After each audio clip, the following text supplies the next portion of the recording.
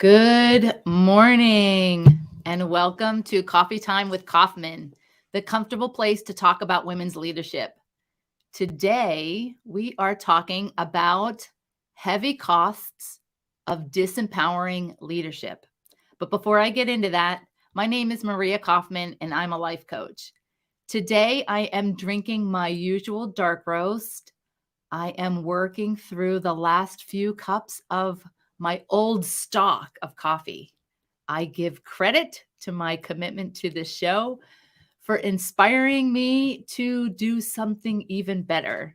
So I'm working out the old stock and I am super excited about some fresh new options and a level up on my coffee consumption. So today we're talking about the heavy costs of disempowering leadership. So it sounds like a fancy title. I will break it down and talk a little bit quickly about what is disempowering leadership and what is empowering leadership, just to set the tone and to help you understand where the divide happens. So disempowering leadership seeks to attack, manages or controls, delegates fully, works in crisis mode, uses left brain analysis, deals with problems, and takes advantage of others. As I list those attributes of disempowering leadership, you may have someone or a situation, maybe a toxic work environment, that comes to mind when I describe disempowering leadership in that way. Here comes empowering leadership. Seeks to understand, leads by example, participates in responsibilities, shares information, considers feedback from others, plans ahead and holds others accountable, uses whole brain thinking, sees only opportunities, and sees the true human resource. I also hope, as I talk about empowering leadership, that you have a very real experience of what that looks like in your life. Hopefully, you've had plenty of experiences knowing empowered leaders and being in their presence, maybe even learning leadership yourself through the example of empowered leaders. My hope is that many of you do, but as we work through some of the other conversations that I have going on in this show today, clearly around the globe, we are having certain experiences that are telling us something different. So I'll start with the Great Resignation. I heard about this certainly several months ago. It sounds like during the pandemic in 2021, there was a mass exodus of jobs in about the summer months of 2021, I think maybe in the July timeframe. So the Great Resignation, per the Harvard Business Review, states two things: that the resignation rates were the highest among mid-career employees, and that resignations were the highest in tech and healthcare industries, which I find very, very interesting. Not so much the healthcare part, because certainly, once again, with the pandemic, there was a massive toll in healthcare, and understandably, and it may seem like and sound like the pandemic alone was the cause of the Great Resignation. But I encourage you to look a little deeper. From my perspective, I wasn't surprised that there was a Great Resignation going on. As someone who talks about women's leadership, and definitely has a very, very strong passion about empowerment, specifically women's empowerment. Certainly vote for empowering more women because I think it is the magic and the gold that will help us navigate some of these challenging situations, like the Great Resignation. So I'm not surprised that there's a mass exodus. And once again, anyone working or living even under a disempowering leadership style, it's going to take a toll after a while. It's going to feel like trauma. It's going to feel miserable at a low level, right? Forget about, you know, the long toll inside of a toxic environment that does play a part on a person's happiness and success. So being inside disempowering leadership environments does play a toll. I saw the Great Resignation as an opportunity for change. When I first heard about it, I thought, oh, this is a good thing. Just because we're seeing a mass exodus and maybe the toll of healthcare and the pandemic doesn't mean that there's not a pot of gold at the end of the rainbow or a bright side or an opportunity in the downside of what's going on. So I want to share another piece of information that adds to this pot that seems to be stirring around the globe at this time. So I recently saw a labor law article titled Labor Law, Fire Your Bully, no matter how important that employee is to your organization. I think it's fabulous that we are finally at a point where that is not only acceptable, but that's a policy. I think more women in leadership roles are essential for creating policies that help us avoid things like the Great Resignation. Firing your bully in 2022 sounds like an obvious reaction, right? But not so easy.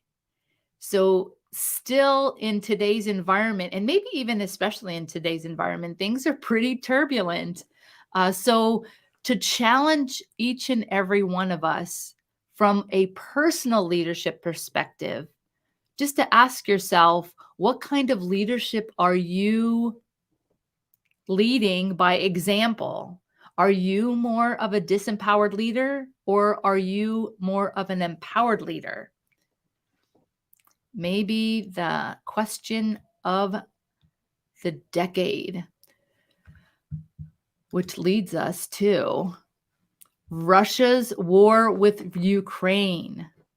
So I don't know about you, but from my perspective, it's a little alarming that in 2022, a country, especially like Russia, and maybe there's two sides to that, right? And whenever I say especially like Russia, I'm talking about the countries in the world who are positioning themselves as leaders of the world. And we'll say that Russia's one of them, right? So they're clearly, even though there's doping scandals going on many levels, they're still represented pretty heavy in the Olympics. They certainly are one of the more dominant leaders as far as countries go around the globe. So it's really surprising to me that we're going to war. It's really surprising that that's still in 2022 as leaders of the world, that this is a real option, that leaders of the world are disempowered enough to put into action war in trying to acquire some kind of a result right? So, and that's basically what it all ends up to be. There's a thought that leads to a feeling that leads to an action like war, all in uh, for an agenda to get a certain result. And maybe it is just world domination. Maybe that certainly makes sense. Uh, but the toll that it takes and the heavy costs of disempowering leadership is striking to me in today's world. Uh, I also see it largely as a huge opportunity for women's leadership. To be honest, I think women's leadership is the answer to everything, especially today. We are living in some very, very amazing times, and it is a great time for women to seek opportunities anywhere, everywhere, in anything, doing whatever you want. That's how I feel. That's how I see it. It is a great time to be alive. There are a lot of women leaders out there blazing the trail, pushing the frontier, and expanding what is possible for empowered leaders. And I truly think that women are a huge part of the recipe to creating that kind of change, to seeing the world in a different way, to bringing more peace into leadership. So that is certainly what I want to talk about today, because my heart's heavy to see the side effects and the results of what happens when a country goes to war. It took us a long time, even the United States, to pull out of Afghanistan and to finally bring that to a close. I know that can be a challenging situation, especially when we're caught in the middle of protecting ourselves. So we certainly have a military for protection, and it offers us some great rewards in that way, in that the military is pushing the edge on technology in some major ways as the world grows and technology infiltrates all of our lives.